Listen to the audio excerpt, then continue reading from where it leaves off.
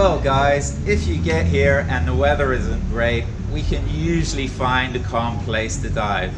Rain doesn't affect visibility. There's no mountains for runoff or anything to affect the visibility. The weather's never bad here anyway, so